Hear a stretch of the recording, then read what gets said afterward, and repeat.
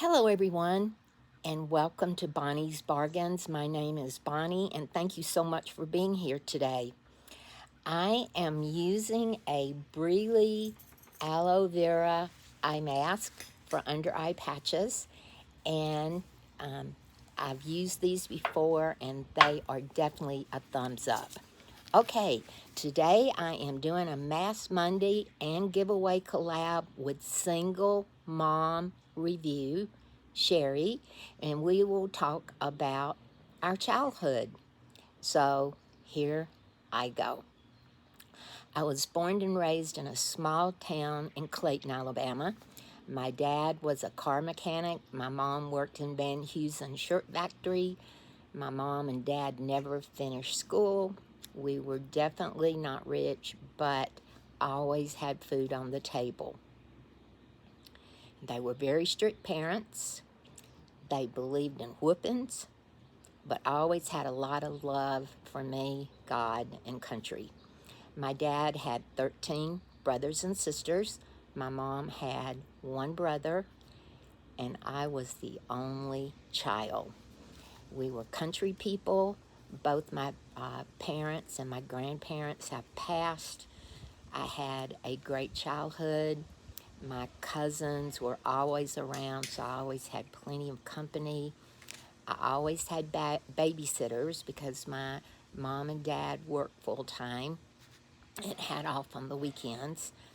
In the small town that I lived in, it had a dime store, a convenience store, some general stores, a couple of gas stations, usually 4 churches, I believe. It was Baptist, Presbyterian, Methodist, and Catholic. It had a library, a post office, 1 traffic light, and a public swimming pool, and of course, a courthouse. My dad had a huge garden, and he grew butter beans, peas, tomatoes, onions, okra, potatoes, just a lot of different things. So our food came from my dad's land. When it was hunting season, my dad hunted for deer and squirrels, and he had quite the gun collection, but I was never allowed to go in the room where he kept his guns. So I never went in that room. I was not allowed, and I had the fear of death if I went in that room. So I never went in there. My mom and always, my mom always, me and my mom, put up vegetables in the summertime. Um, and then on the weekends, it consisted of going fishing with my dad. And we did cane pole fishing. And if people don't know what cane pole fishing is, it was like a big pole, cane pole, and it had a line and a bobber on it. And so you would just throw it out. So he had a boat. Sometimes we fished from the bank, or either sometimes we went out in the boat and fished. But my dad, now he had his own spinning reel and he taught me how to use it. But, again, we didn't have that much money. So me and mom always did the cane pole fishing, and he fished with a spinning reel. And in Alabama, where we fished, it was either with crickets or worms. And so my dad taught me to bait my hook at a very young age. So I was never afraid of worms, and I was never afraid of crickets. And I knew how to bait a hook, and to this day I still do. So we had plenty of trout, bluegill, bass, and catfish. And then my mom and me and my dad would clean the fish, and then we would have cooked the fish, and always had hush puppies, a salad, and french fries. And my dad had one of those old-timey fish fry cookers, and we'd sit out there and we'd sit outside and eat, and it was just good family time. And I thought I was the richest girl in the world. And then my mom would fix up a good old jar of sweet iced tea. Oh, and till this day, yes, I still love sweet iced tea. And my mom was an excellent Southern cook. I mean, she knew how to do chicken and dumplings from scratch. She knew how to cook peach cobbler from scratch. She knew how to cook pies from scratch, everything. My mom was amazing and the sweetest person in the world that you could ever want to meet. Some of my best memories in my childhood was when my mom bought me a Barbie doll, and we couldn't afford the clothes, but since my mom worked in Van Heusen factory where they made men's shirts, she knew how to sew, and so she would sit down and make me Barbie clothes. And I'm going to tell you, that was some tedious work, and I was so proud of those clothes. And she got me a little, I don't know, it was something that you put your Barbie clothes in. So I had a little case that I carried my Barbie in, and I would go from room to room in our small little house. And so I would pretend that Barbie, we were going to the movies. And of course, my town never had movies, still don't to this day. No such thing as a movie theater. But I would pretend that Barbie and I were going out to lunch, and we never ate at restaurants because we couldn't afford it. So, and there was a BS cafe that I used to work at as I got older, and that's where everybody went to eat at that time when I was growing up. But I remember the Barbie, and my mom made her clothes, and then I remember it was my birthday, and I had came home from Girl Scouts, and I didn't know, if I was going to get a surprise or not. And there in my front yard, when I came home from Girl Scouts, was my bicycle, my first bicycle, and it was brand new. I was so proud of that thing. And one of my relatives had lived down the street.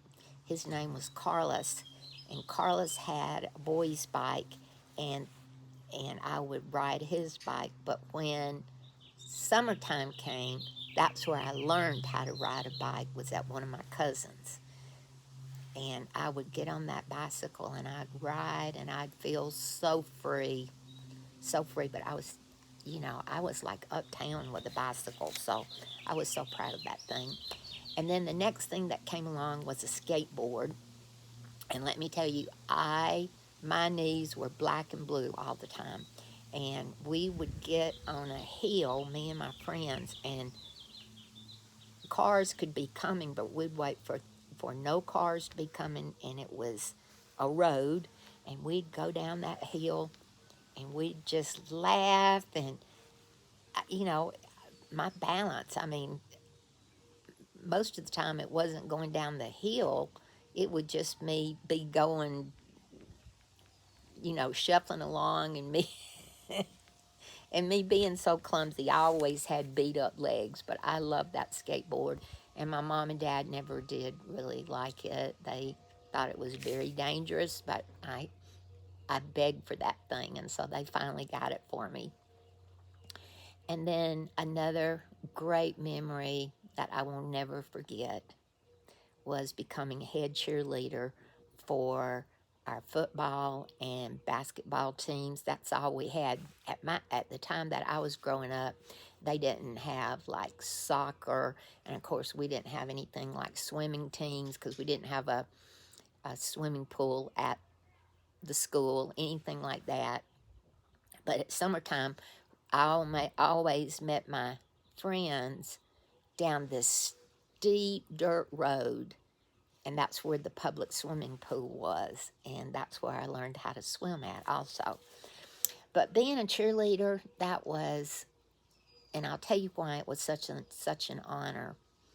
First of all, our elementary and our high school was connected, and Again, it was a small town, and so everybody would meet in the gym, elementary and high school, and the students would pick who was going to be the cheerleader by manual votes, and we turned the manual votes in, and the principal, Mr. McKay, would count the votes, him and his secretary. And that was such an honor for me to become head cheerleader, because the students had voted you in. And so sometimes we'd get to travel on the bus with the football or basketball players, or then later on we started having to get there on our own. And Mr. McKay, his daughter, the principal, Mr. McKay, his daughter was in my class, and they were always kind enough to let me travel with them, because my mom and dad were not fortunate enough to get to go. And so I think my mom and dad maybe got to see me cheer maybe 2 times, and I was cheerleader from like maybe the 7th and 8th grade up to high school. So that was a big thing for me. And then another thing I remember from my childhood was drinking Coca-Colas, eating moon pies, Kentucky Fried Chicken with my little grandma. My little grandma lived with us for a long time, and I would always get on my bicycle and go to the Piggly Wiggly and get us Coca-Colas and moon pies, and Grandma always paid for it. And then as soon as I'd get home, we would watch the soap operas, like All My Children, those kind of things. And my grandma always thought they were real people, that it was like what was going on in their lives. But I'll never forget me and my grandma sitting in this little bitty living room, black and white TV, and we were just amazed at everything that went on in the soap operas. Yeah, I will always cherish that time, because that was my grandma's favorite time every day. And then my dad was a Ford guy, just a Ford man, and a lot of people called a Ford fix or repair daily, fix or repair daily Ford. But anyway, he, with being a mechanic, he knew a lot about cars. But my mom and dad were definitely worker bees, manual labor, hard work. And so when they would get home, my mom always did the cooking and the cleaning, and they just did not really have a lot of time to spend with me because of what they had to do to keep our family going. But anyway, my dad had an old Ford pickup truck, and it was rusted, beat up. It was manual. And at the age of 14, my dad got in that truck, and I remember that we had a big yard, front yard, big, and it was all dirt. And then right next door to us was my big grandma and my grandpa, and there was this old wood fence going across that would separate our land, but the fence had like where a gate or a door or something used to be, and it was down. But my dad started teaching me how to drive that manual pickup. And then one day he said, okay, you should know how to do it now, so get in there and ride. And this was at 14. And so I did. And I drove that old pickup sometimes, there wasn't that much to do in the area. And my mom and dad, I really couldn't go to my friends' houses unless I walked, and they lived too far for me to walk. And so I'd get in that old pickup truck, and I would just ride and ride and ride. And I want you to know, to this day, I know how to shift a manual car, and thanks to my dad, I was a pretty good driver. And when I turned 16 and could get my driver's permit and then get my driver's license, I aced that thing. I knew what driving was all about. And so my dad helped me in a lot of ways that you would never thought of. Because, I mean, he just said, here it is, because I don't have time, and now you just need to get in there and do it. So, yep. So when I turned 16, I got my driver's license and been driving ever since. And I think getting older, that as I progress in my mature age, that is going to be the hardest thing in the future, if if I live that long, to give up will be driving, because I've always loved my independence in driving. It was just like getting on that bicycle and just going anywhere I wanted to, go over to my friend's house. It just was like being free, just being free and doing what you wanted to do to a certain extent. And then at the age of 16, my mom and dad let me start dating. But I always had to be home by midnight, and there really wasn't much to do in the town of Clayton for children or even teenagers. There was just nothing to do except go to the library or go to the B&S Cafe. So that's where a lot of the people met up at, was the B&S Cafe, and we'd all stand outside, talk, or either do the hamburgers, or people that had motorcycles would come riding in, and everybody got their time at riding on the back of a motorcycle or being a driver. So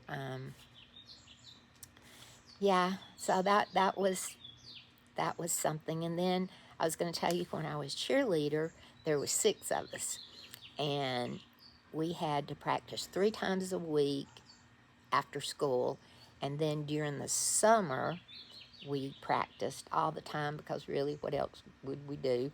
And we were called the Clayton Tigers, and we had a big T on our cheerleader uniforms for tigers, and our colors were orange and blue. Just things that was very important to me.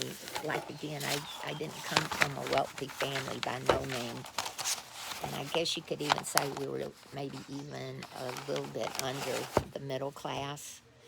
And now, my elementary and high school were always connected. So we had like the elementary school and then the high school.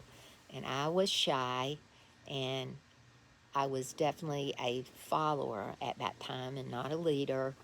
I was an A and B student, and when I became a cheerleader, you had to keep your grades up, or you could not be on the cheerleader squad. So that was always a goal for me, and that's the reason I got to be a cheerleader, because my mom and dad thought that would keep me busy, and they would always save up their money. At that time, there wasn't credit cards, so they would save up money during the year to make sure I'd be able to get my cheerleader uniform and shoes and socks. And then Mr. McKay, the principal, there was a couple of times that I guess there was some kind of special fund, and he was always so kind to help me out with that. And I was not a popular girl. I was very skinny. I had really skinny legs, and I didn't know anything about hair, makeup, styling of clothes. I wore hand-me-downs from my cousins. We did have bullies at school, and yes, I was bullied, but never to the point of physical or anything like that, just words. When I finished the 11th grade, I skipped the 12th grade and attended Enterprise, Alabama Junior College. And to me, it was a little bit sad, because I didn't get to graduate with my class. But yeah, I won't go into that part. There was some things going on that caused our our grades to split up, and I had enough credits to start a college. So even the ones that ended up in the 12th grade going back to school, it wasn't like they were with our regular class. My parents did not have a lot of money, but there was a lot of love, especially my mom. We were so close, and my mom, my dad, my grandparents, everybody is passed. And of course, with me having no brothers and sisters, and my mom passed 4 years ago, and I miss her every day, and I think of her every day because that's how close we were. And I was so blessed that God gave her to me as a mom, and so grateful, so grateful. So let's talk about the giveaway.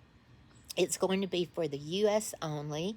You have to have a U.S. mailing address. You have to be 18 years or older.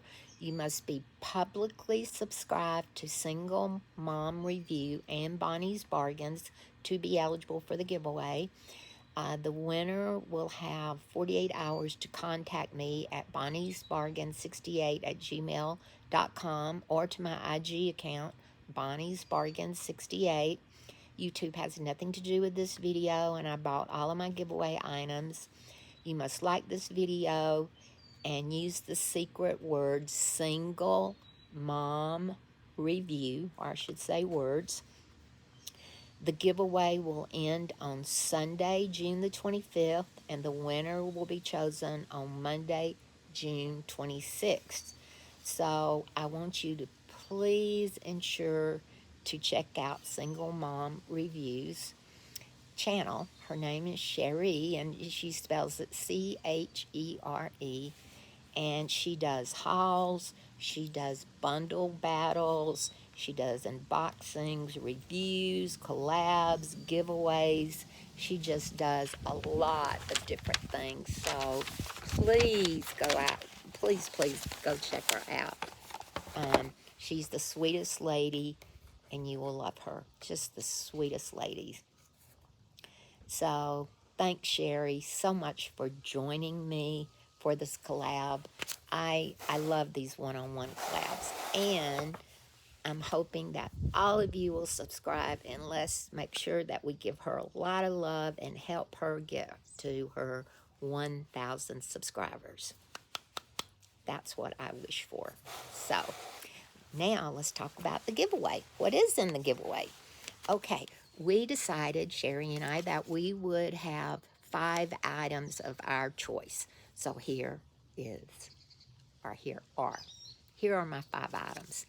This is going to be a lip scrub set by Nicole Miller. It is raspberry, peppermint, and cherry. So that's these. There's 3 of them, lip scrubbers. And then Nicole Miller also a blending sponge duo, and it's cute. It says "Be Mine and Love You." So you've got a pink and then sort of like a mint green. So again, they are blending sponges. And then I have hand and nail gloves. It is from Spa April Bath and Shower. I love wearing gloves. It has a lot of moisture for your hands. I also have Makeover Essentials. It's called me eye primer. I've never opened this, but this is what it says. And then my last, who can't live without a face mask? It is Happy Mask Monday, right? So we have a dermal bamboo collagen essence mask. It's for moisturizing, refirming, and refining. So there's that one. And that is my giveaway. Thank you again, Sherry. Thank all of you. Be sure to be a rainbow in someone's clouds today, and I will see you in the next video.